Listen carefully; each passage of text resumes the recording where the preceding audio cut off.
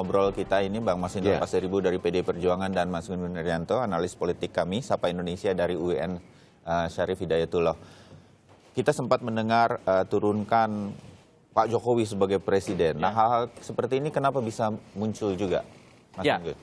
kalau kita lihat tuntutan utama di turun unjuk rasa kemarin kan sebenarnya orang sangat clear ya. Ya, Bahwa tuntutannya upaya penegakan hukum atas dugaan penistaan Penistaan agama. agama. Dan prosesnya sekarang sudah bergulir di kepolisian. Pemanggilan Pak Ahok sebagai saksi, kemudian pemanggilan saksi ahli, dan itu sudah di BAP kan. Jadi prosesnya menurut saya bergulir di ranah hukum. Dan menurut saya negara demokrasi paling substansial itu adalah ketika sama-sama menghormati etika, hukum, dan keadaban publik. Jadi tiga itu adalah fondasi dasar konsensus pilihan kita berdemokrasi. ya, Kalau kemudian ada upaya-upaya yang mengarahkan, pasti ini adalah free rider, ini pasti penunggang bebas yang kemudian mencoba mencari agenda lain di balik kerumunan massa yang jumlahnya luar biasa, karena jumlah yang luar biasa itu menjadi tekanan psikopolitis kepada pemerintah, dalam konteks ini adalah Pak Jokowi. Kalau kemudian ada yang mengarahkan pada agenda pemakzulan, misalnya impeachment, itu menurut saya melebihi kewenangannya. Kenapa? Kewenangan dalam konteks sirkulasi elit itu harus prosedural, antara lain melalui mekanisme yang dikonsensuskan. Kita punya konsensus pemilihan presiden 5 tahun sekali, dan presiden memang bisa dimundurkan jika melanggar konstitusi. itu jelas Gitu sekali kan? dalam konstitusi apa saja syaratnya. Apa saja yang kemudian Jadi menjadi syarat. jangan pindah dari itu Ya. karena ada sudah di konstitusi. Dan saya melihat orientasi ke sana itu masih sangat terlalu jauh. Oleh karena itu saya melihat ini hanya menjadi bubble isu atau bubble politik. Jadi gelembung nih, seolah-olah kemudian rame tuntutan bahwa ada keinginan untuk memundurkan Pak Jokowi. Padahal bisa saja ketika kita tangkap itu hanya kemudian gelembung. Ya. Oleh karena itu menurut saya ruang publik seperti kita hari ini itu harus juga memberi semacam political literacy lagi-lagi, bahwa sebenarnya naik dan turunnya presiden itu harus konstitusional.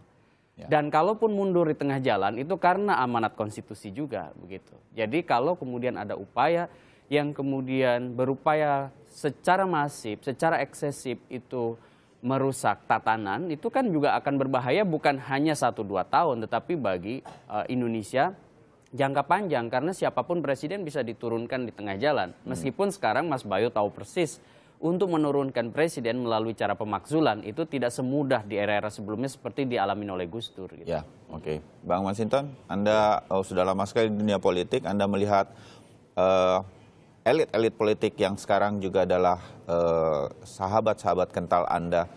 Ya, apakah kita mungkin melihat hal semacam itu, walaupun kita semua tentu setuju pada apa yang menjadi analisanya Mas Gun Gun? ya, semuanya harus diajak dalam perspektif demokrasi dan kebangsaan. Yang konstitusional ya? Iya, nah reformasi demokrasi 98 itu kan sudah mensyaratkan itu. Kita jangan lagi mundur ke belakang. Ya. Nah, maka tahapan-tahapan ini menurut saya harus kita perkuat dan kita lalui. Nah, sekarang umpama dengan bagi saya sebenarnya ada beberapa tahapan yang harus kita lalui nih dalam proses 18 tahun reformasi ini.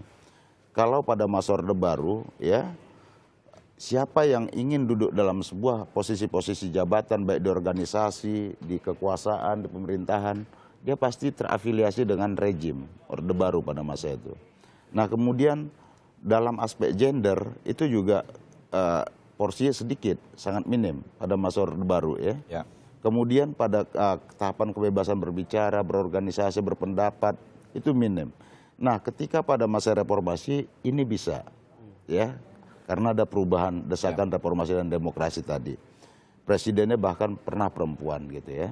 Nah, sekarang adalah kita masuk pada tahapan fase konsolidasi Presiden perempuan ini kita lebih maju dari Amerika Serikat ya. Mereka baru mungkin akan punya presiden perempuan. Nah, tahapan konsolidasi di level kebangsaan tadi itu. Nah, ini juga harus kita lalui sehingga ke depan siapapun dia tidak lagi ditanyakan latar sukunya apa, latar agamanya apa, sepanjang dia di wilayah NKRI, dia adalah bangsa Indonesia, dia punya kompetensi dan integritas yang baik untuk memimpin apapun, dia layak. Nah, memang tahapan-tahapan ini harus kita lalui. Nah, maka sekarang apa? tugas para politisi negara kita ini harus juga memberikan perspektif kebangsaan, memberikan edukasi dan juga transformatif. Ya. Karena apapun aspek keindonesiaan ini harus diperkuat terus. Jangan karena persoalan-persoalan politik jangka pendek kemudian kita bertaruh untuk sesuatu yang mimpi besar kita sebagai sebuah bangsa. Nah, ini yang menurut saya tugas politisi itu adalah di samping berpolitik Ya. day to day, dia juga harus berpikir secara kebangsaan dalam perspektif kenegarawanan. Ya. Nah, itu yang minim dari kita Ya. hari ini. Saya cukupkan itu di sini. Mudah-mudahan ini menjadi gambaran kepada kita bahwa apapun belajaran demokrasi yang sedang kita jalani ini arah-arahnya semua konstitusional. Betul. Saya sedikit saja, berhubung ada Mas Gun Gun dan ada Mas Masinton di sini.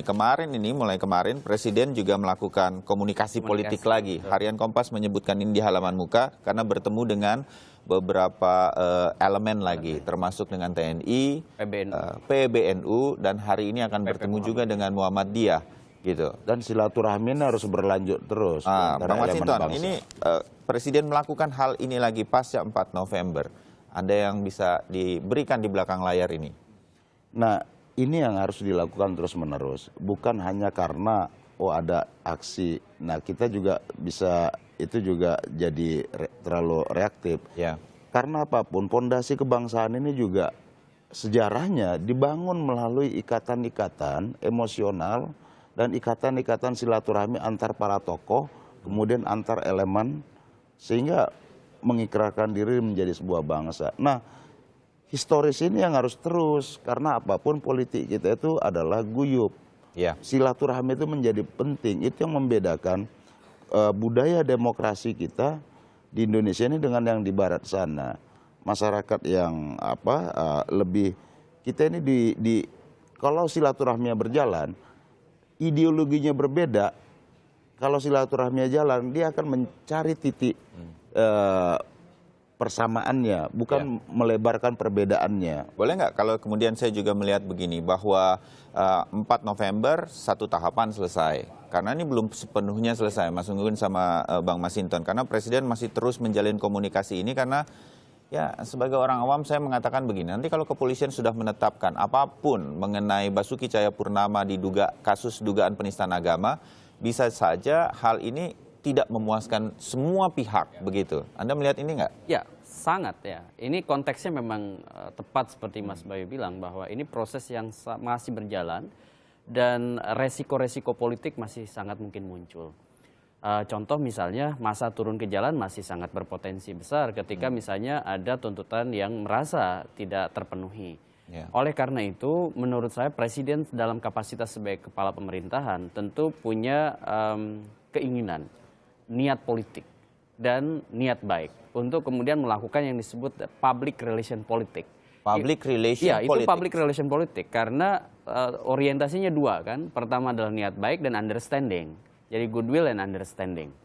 Ya, dan dalam kerja-kerja GPR itu memang, atau government public relation itu memang perlu dilakukan, bertemu dengan sejumlah elemen yang ada di masyarakat, dan elemen di masyarakat itu adalah kekuatan-kekuatan potensial seperti, mohon maaf misalnya saya bilang NU dan Muhammadiyah itu kan basis masanya luar biasa dan kecenderungannya adalah moderat dalam konteks berislam, inklusif, dan bisa lebih banyak menerima perbedaan, dan itu menjadi memperkuat yang disebut dengan Islam keindonesiaan. Dan bagi saya tentu Presiden bukan hanya bisa bertemu dengan NU dan Muhammadiyah, banyak juga ormas-ormas lain. Dan Presiden mungkin satu persatu bisa saja kekuatan potensial ini dirangkul. Silaturahmi dalam konteks gini, membangun semacam kesadaran kelompok bahwa Indonesia tidak mungkin bisa diselesaikan hanya oleh seorang Jokowi. Indonesia hanya bisa diselesaikan dengan kerja jejaring. Dan jejaring yang paling potensial di Indonesia adalah karena mayoritas juga umat Islam. Oleh karena itu umat Islam juga dalam konteks kelompok Muslim itu harus kemudian juga memberi dukungan kepada Presiden, kepada pemerintah, dan Presiden juga harus menghormati ketika mayoritas Muslim misalnya kemarin juga ada situasi tidak happy misalnya dengan pernyataan yang disampaikan oleh Pak Ahok. Jadi disitulah menurut saya letak keberimbangan itu dilakukan. Ya, gitu. kerja yang agak sulit nih bagi Presiden. Bang Masinton juga mungkin nanti bisa mengomentari karena di satu sisi dia harus terus menjalin hubungan yang baik supaya goodwill dan understanding-nya dapat. Di satu sisi pasca 4 November Presiden terpaksa harus juga mengusut aktor-aktor yang dia sebut nih kan. Ya. Sudah ada Sekjen HMI misalnya yang ditangkap. Hal-hal ini kan juga bagaimana ini kontradiktif hal-hal ini. Padahal semua harus dirangkul tapi juga harus ada yang dijalankan. Artinya begini, Secara hukum ya. bahwa komunikasi dan pihak manapun ya, elemen bangsa ini harus dilakukan. Menurut saya juga bukan hanya presiden, tapi juga kita semua, termasuk para menteri-menteri maupun pimpinan-pimpinan partai politik atau pimpinan lembaga negara. Karena apapun kebersamaannya harus terbangun untuk Indonesia tadi. Nah, dalam aspek umpama penegakan hukum, itu harus tetap jalan. Itu kan ada institusi penegak hukum sendiri, itu institusi pemerintahan, institusi yudikatif yang bekerja untuk itu. Nah, dalam aspek penegakan hukum silahkan berjalan, tapi dalam aspek silaturahmi, membangun kebersamaan, membangun komunikasi dengan para pihak untuk itu harus tetap dilakukan. Harus tetap dilakukan. Dan itu tidak cukup hanya seorang presiden. Tapi disinilah kemudian mungkin kita harus melihat ya. Apakah Presiden Jokowi mampu melewati ini semua? Lebih dari itu, apakah kita semua bangsa Indonesia bisa melewati ini semua? Betul. Karena ini pelajaran bagi banyak pihak. Mas Nunggun terakhir mungkin. Ya, saya melihat dua variabel pokok dalam demokrasi itu menjadi pertaruhan. Pertama soal stabilitas, yang kedua soal daya tahan demokrasi. Jadi demokrasi itu kan selalu bisa saja tidak konsolidatif. Pada saat tidak konsolidatif itu biasanya rapuh. Oleh karena itu, ujian ini bukan hanya ujian bagi Pak Jokowi, tapi ujian, saya setuju 100% dengan Mas Bayu tadi, ujian keindonesiaan. Karena bagaimanapun Indonesia harus berdiri melampaui kepentingan-kepentingan jangka pendeknya. Itu sih. Oke, terima kasih Mas Nunggun Herianto. Kita ketemu lagi Bang Masinton juga. Terima kasih banyak, senang ketemu Anda lagi dan kapan-kapan main-main lagi ke Sapa Indonesia.